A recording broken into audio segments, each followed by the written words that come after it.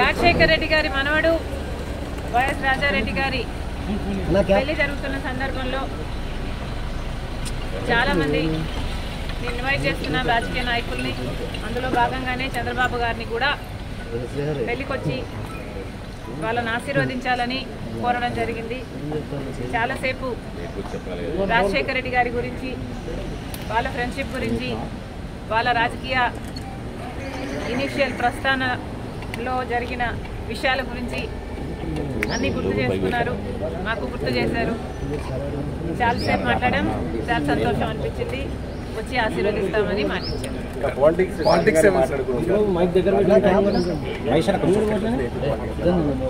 లేదమ్మా, actually mostly Rajasekhara Reddy గారి గురించే ఆయన ప్రస్తావించారు. ఇనీషియల్గా వాళ్ళు రాజకీయాలు మొదలు పెట్టినప్పుడు వాళ్ళిద్దరూ కలిసి ప్రయాణం చేశారు. పొద్దున్న నుంచి సాయంత్రం వరకు వాళ్ళు కలిసే ఉన్నారు, జీప్లలో కలిసి తిరిగారు.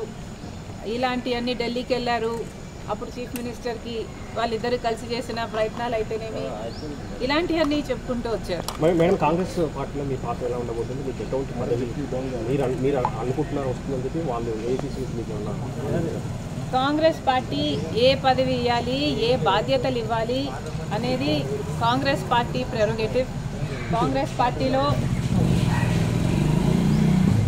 Because it is the largest secular party చేరడం జరిగింది.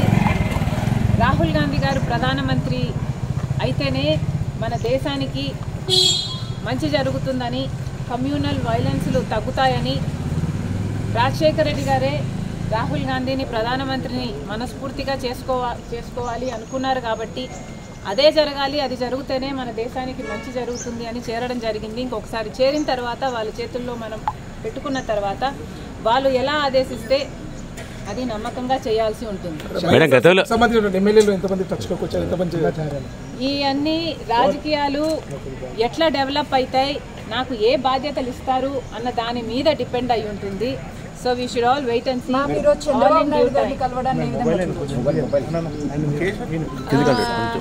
చంద్రబాబు గారిని చూడడాన్ని ఏ విధంగా కలవడం ఏ విధంగా చూడొచ్చు అంటే, మామూలుగానే ఒక ఫ్రెండ్లీ ఎన్వైరన్మెంట్లో అందరం చూస్తే బాగుంటుంది. నేను లోకేష్ గారు ఒక ట్వీట్ నాకు రిప్లై చేశారు.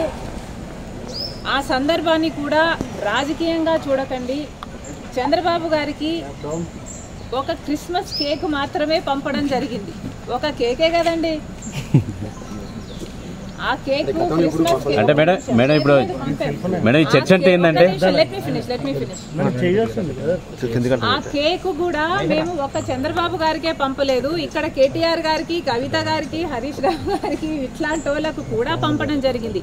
యాక్చువల్లీ ద బ్యాక్గ్రౌండ్ ఈస్, రాజకీయాలు అన్నది జీవితాలు కాదు, రాజకీయం అన్నది మా ప్రొఫెషన్. మేము ప్రజల కోసం చేస్తున్న ఒక సర్వీస్.